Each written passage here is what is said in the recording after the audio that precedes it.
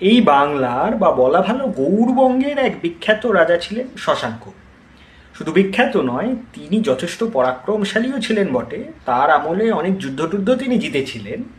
রাজা শশাঙ্কের আমলে গৌড় রাজ্যে প্রবল শ্রীবৃদ্ধি ঘটেছিল। মানে গৌড়ের প্রচণ্ড উন্নয়ন হয়েছিল, রাজত্ব অনেক দূর বিস্তার টিস্তার হয়েছিল ইত্যাদি প্রভৃতি। কর্ণসুবর্ণ ছিল তখন গৌড়ের রাজধানী। কর্ণসুবর্ণেরও প্রচণ্ড উন্নয়ন হয়েছিল। কিন্তু সম্রাট শশাঙ্কের পরে গৌড়ের কি হাল হয়েছিল সেটা কিন্তু একটু রহস্যাবৃত। শশাঙ্কের পরে কি রাজা হয়েছিলেন?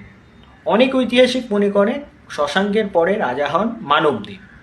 মানবদেব কোনো ঐতিহাসিকের মতে শশাঙ্কদেবের ছেলে, কোনো ঐতিহাসিকের মতে তিনি শশাঙ্কদেবের ভাইপো। কিন্তু মানবদেবের রাজত্ব যে খুব বেশি দিন চলেনি সেই ব্যাপারে সব ঐতিহাসিকই একমত। মানবদেবের পর কি হয়েছিল? মানবদেবের পর গৌড়ের রাজা হয়েছিলেন কামরূপরাজ ভাস্কর বর্মা। কামরূপ মানে এখনকার আসাম আর কি। সেখানকার রাজা ভাস্কর বর্মা গৌড় জয় করেছিলেন, কিন্তু তার রাজত্ব সম্ভবত খুব বেশি দিন চলে।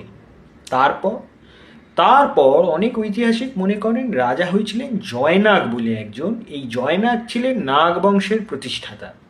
এই জয়নাগ কে ছিলেন? কোনো ঐতিহাসিক মনে করেন এই জয়নাগ ছিলেন শশাঙ্কদেবেরই কোনো এক আত্মীয়। কেউ মনে করেন না আত্মীয় নয়, জয়নাগ ছিলেন শশাঙ্কদেবের এক সামন্ত, যিনি অরাজকতার সুযোগে ক্ষমতা দখল করেন শশাঙ্কদেবের মৃত্যুর পর। এই জয়নাগের নামাঙ্কিত মুদ্রা মুর্শিদাবাদ অঞ্চলে পাওয়া গেছে।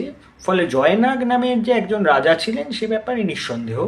কিন্তু তার রাজত্ব কতদিন চলেছিল বা তার রাজত্বে বাংলার বা গৌড়ের কি বিকাশ ঘটেছিল সেই ব্যাপারে খুব বেশি তথ্য পাওয়া যায় না।